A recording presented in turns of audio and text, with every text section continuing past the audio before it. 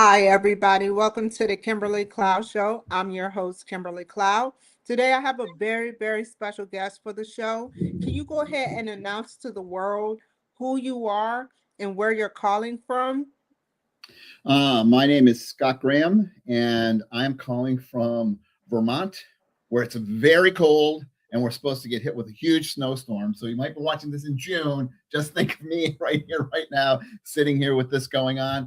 And I think of myself as an existential handyman.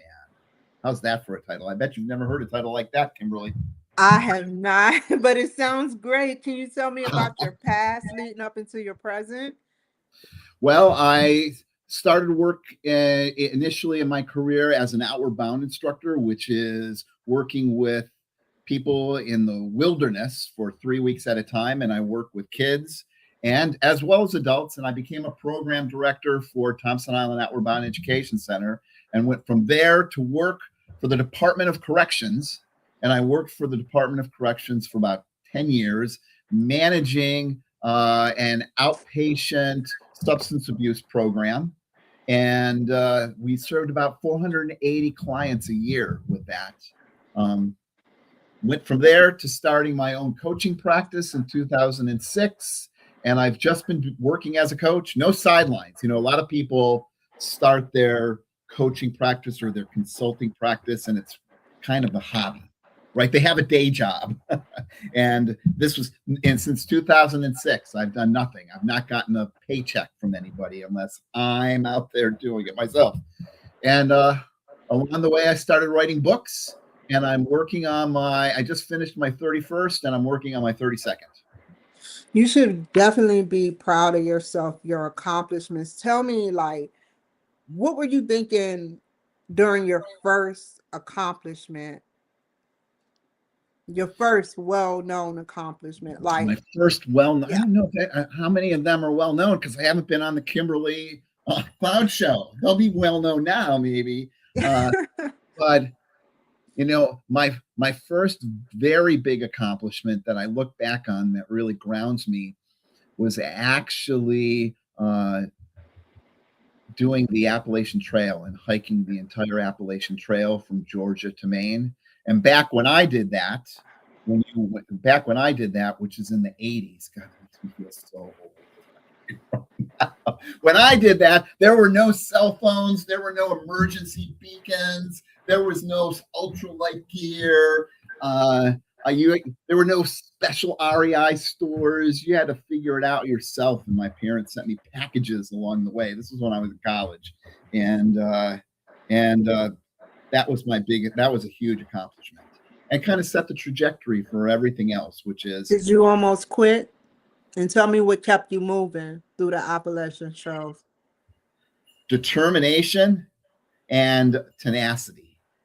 I'm a tenacious person, and that's actually a quality that I learned when I worked in Outward Bound.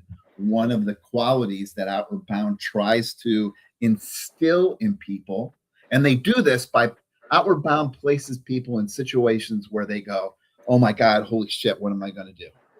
And then somehow they find their way through that difficult situation.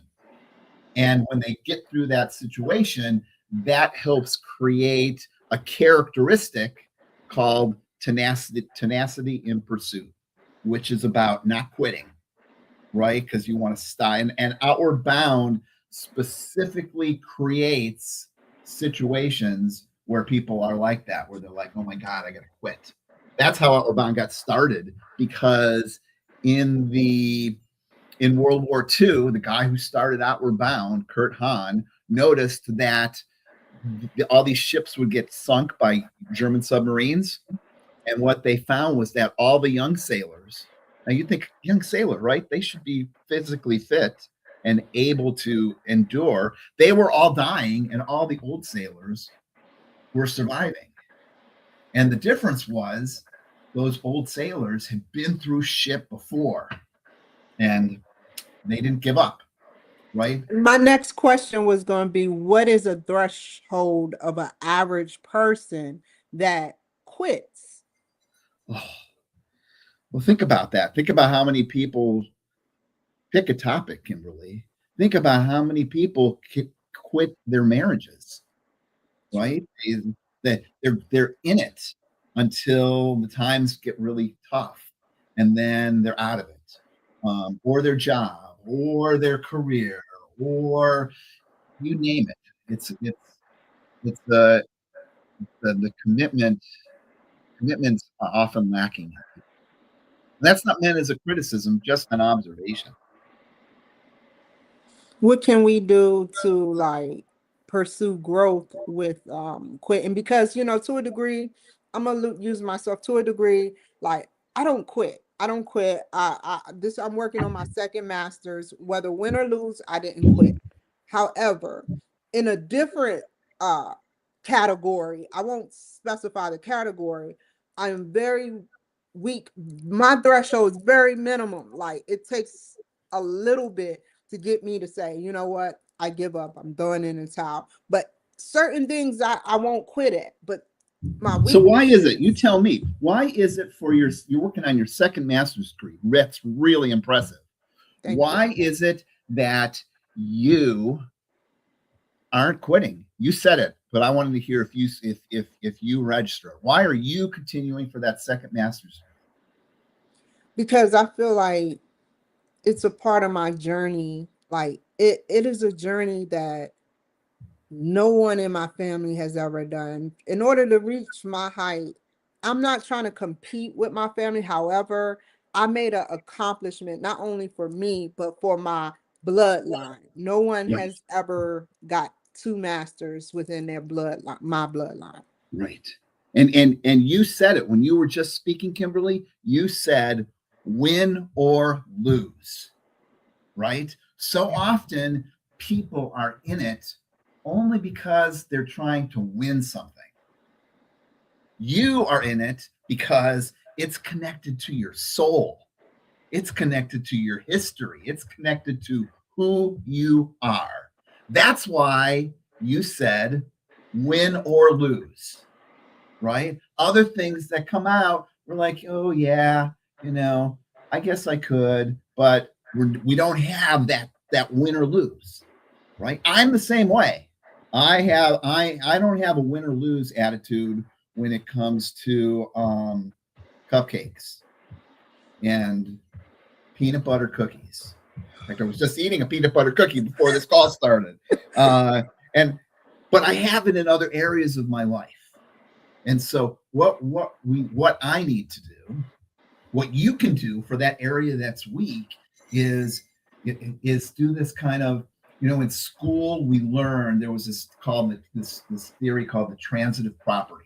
And we would say, if 4 equals 5 and 5, if X equals Y and Y equals Z, then X equals Z.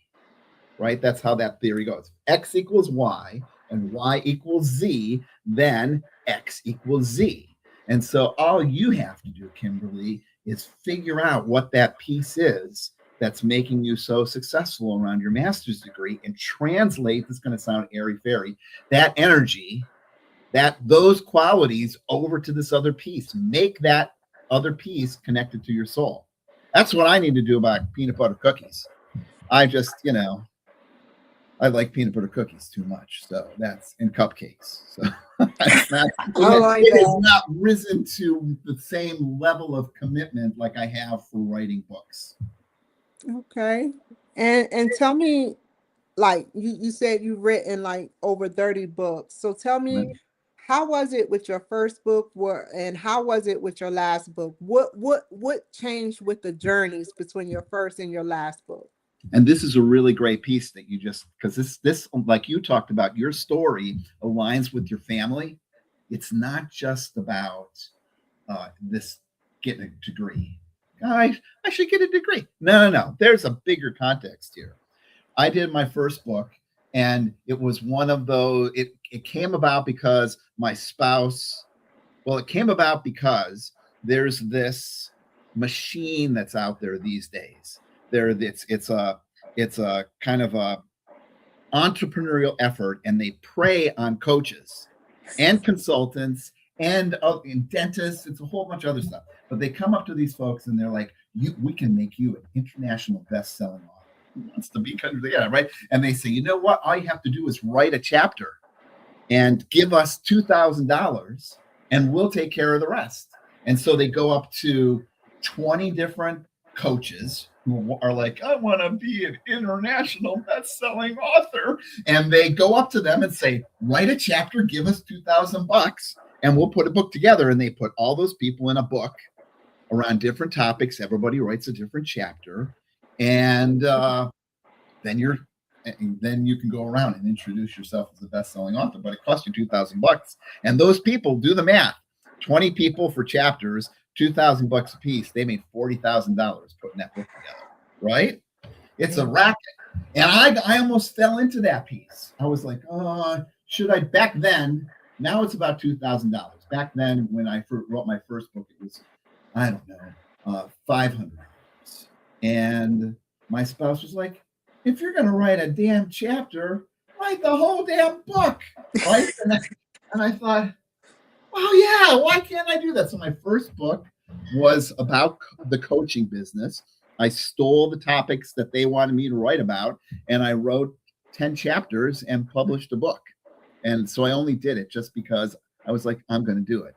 But what has changed, like you've got a piece that's fueling your soul. My goal is to write 100 books before I die. Now, I don't know why I picked 100. I mean, I could have picked 50.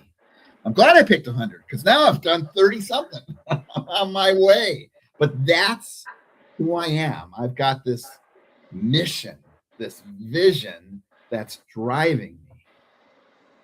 Yeah. That's that is pretty cool. Like you've done so much, like, and I'm glad that you took what I said and you turned it in, like, your first book and your last book, The Journey and everything. Yeah. Tell me, like, where have you grown in overall in all categories, not just the book? Where have you grown, and what would you like to see yourself accomplish moving forward? I think there's been two pieces of growth for me, Kimberly, and the first one is, and you yourself demonstrate this in what you're doing with your show and your life, and that is not marching to the beat of other people's drum. That is, we get so wrapped up with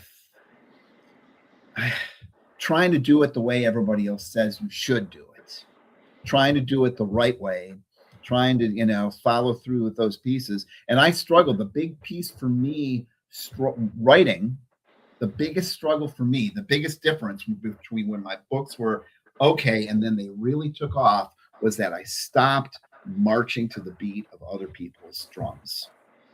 And this was the drum that I had. And the drum was good authors, right? Good authors. It'd be like something good students, good business women, right? Saying that to you. Good authors write an hour every day. That's what they do. They have to nurture the writing habit because that's what Stephen King does. That's what this person does. That's what that person, that's what the greats do. And that's not necessarily what the greats do. I bought totally into that piece. And I am not a write an hour a day kind of person. I'm not that way with anything in my life. I am a write crazily till 4:00 in the morning while I'm eating Oreo cookies and having a beer, and then getting up at the crack of dawn while I'm taking a shower, and I'm like, oh, I can't take a shower now. I got to get out. I got to write more, and just pouring myself in, and then in a week something has been created that then can be edited, grown, and nurtured.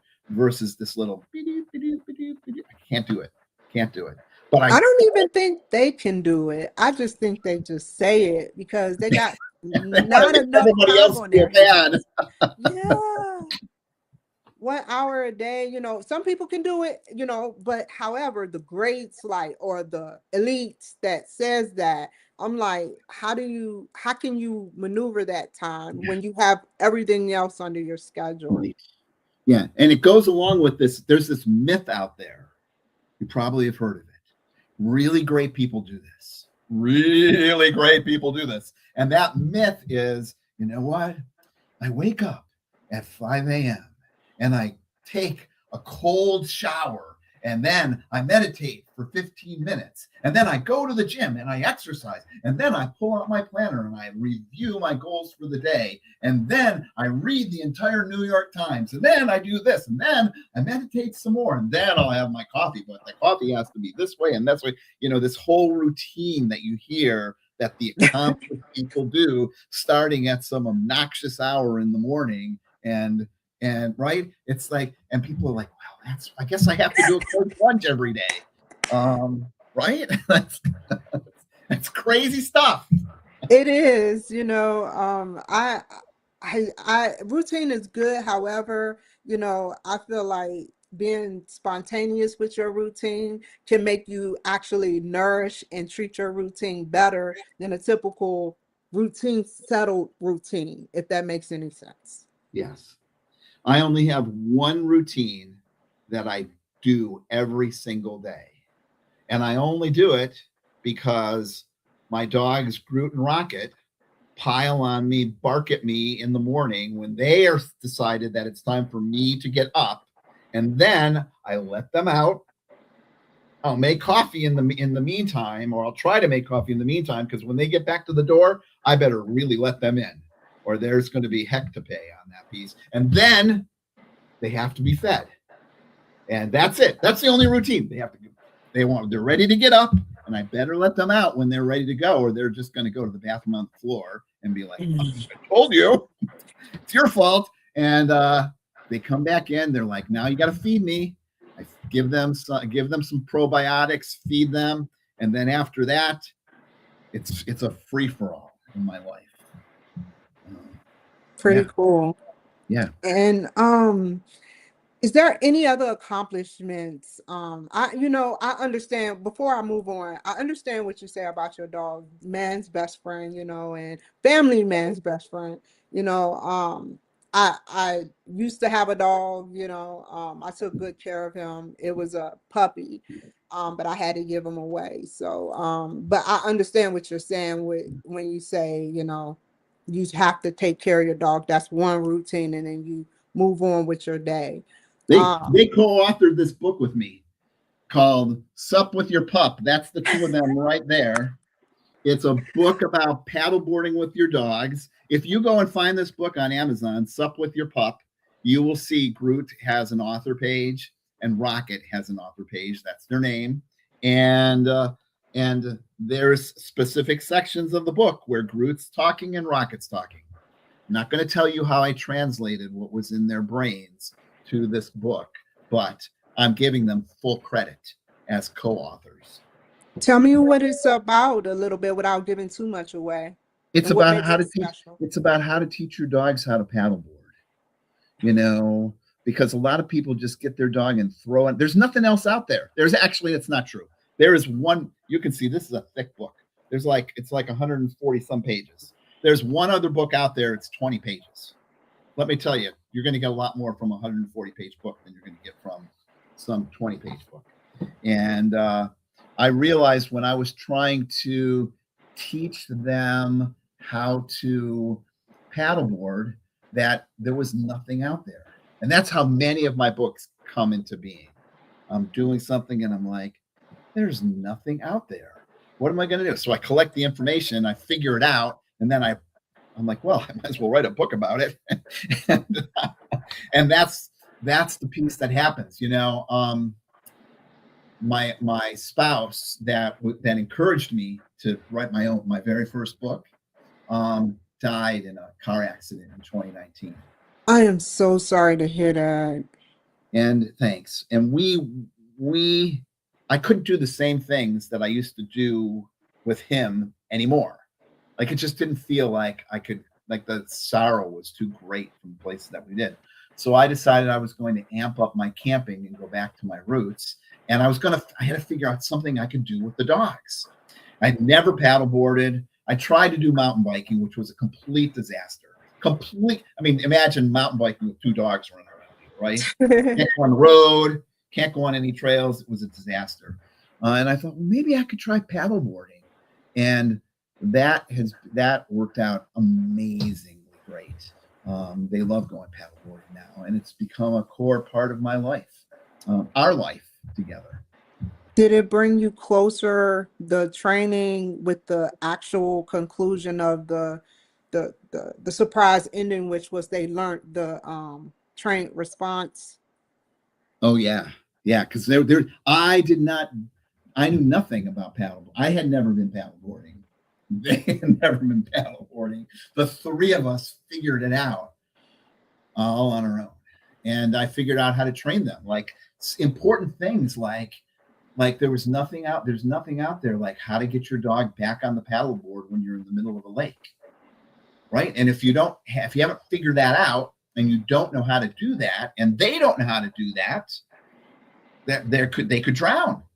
I wasn't going to have that. I wasn't going to take that risk. I wasn't going to take the risk when I got back to shore on the paddleboard that I was going to hit the shore and they were going to jump off the paddleboard and go chase another dog, or get hit by a car, or God knows what, right?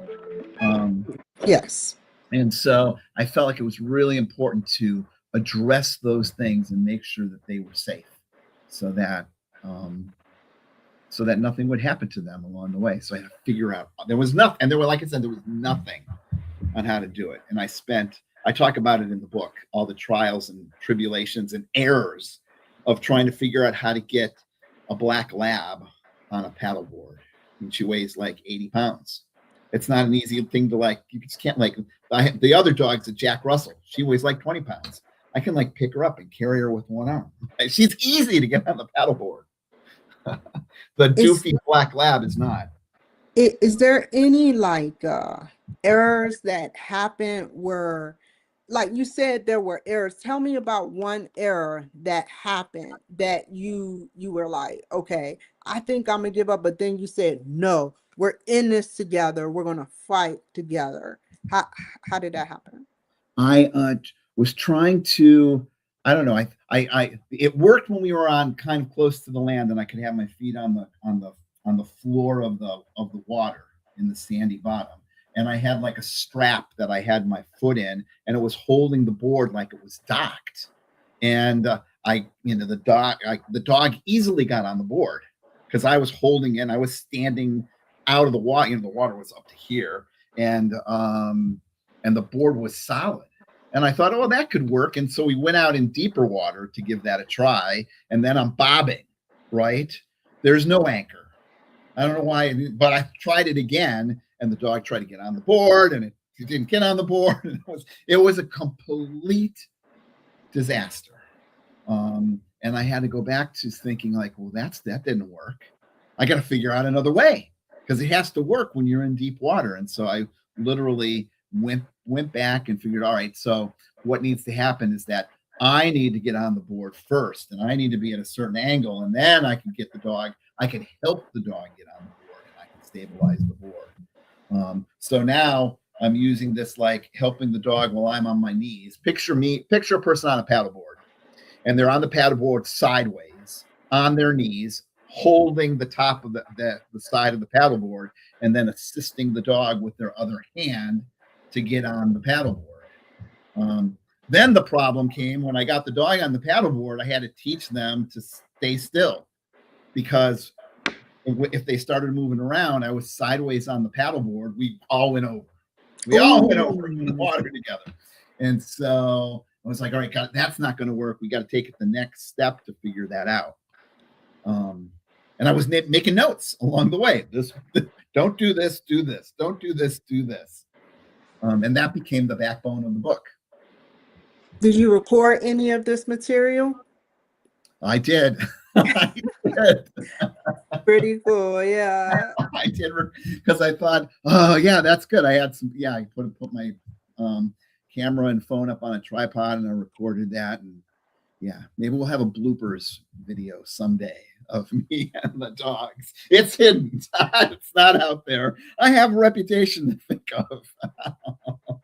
Where you see yourself going in the future with all of your accomplishments? I think I definitely want to continue to write and explore new areas. And I run a farm animal rescue in addition to all the other things I do. It's a not-for-profit. You know, there's lots of people out there that are ready to help a dog or a cat, right? But if there's not many people out there that can say, I can help a sheep, I can help a donkey, you know, and farm animals are definitely abused and mistreated and abandoned just as much as dogs and cats.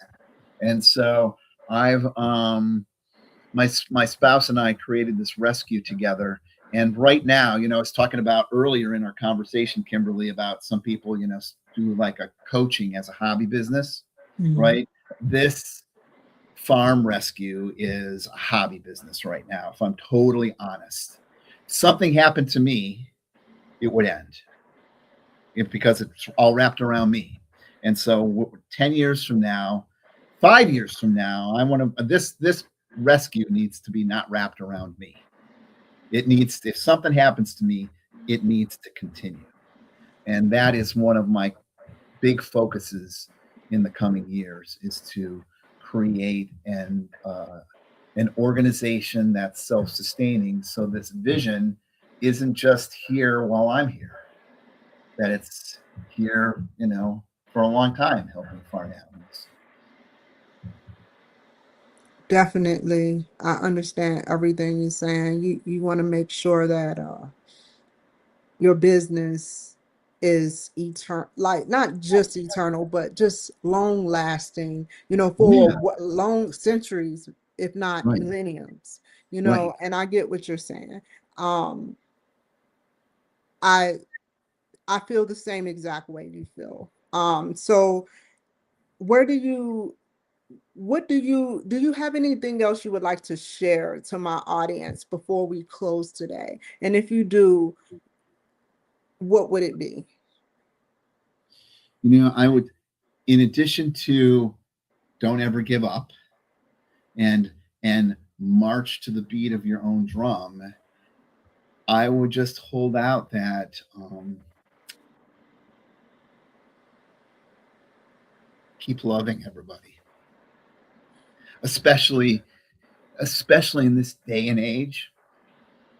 There's so much divisive hate that's out there, and that's going to be the end of us if we don't get our hands around that. We really need to not just pursue ourselves. We need to not just march to the own beat of our drum and not quit. We need to love each other and care for other people on this planet, and not just draw these lines of differences and hate. Yeah. Well said. Oh my God. So stay on the line. Oh, how can the people reach you? How can the people reach you? You can Google stalk me, easy. Just type, there's my name right there. Just type in G. Scott Graham. You'll see my books. You'll see this podcast.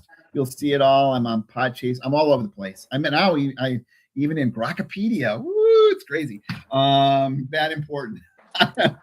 Or at least Elon Musk thinks I'm that important. Yeah. I don't know. So there's a lot of me out there. Easy to find. G. Scott Graham. Thank you.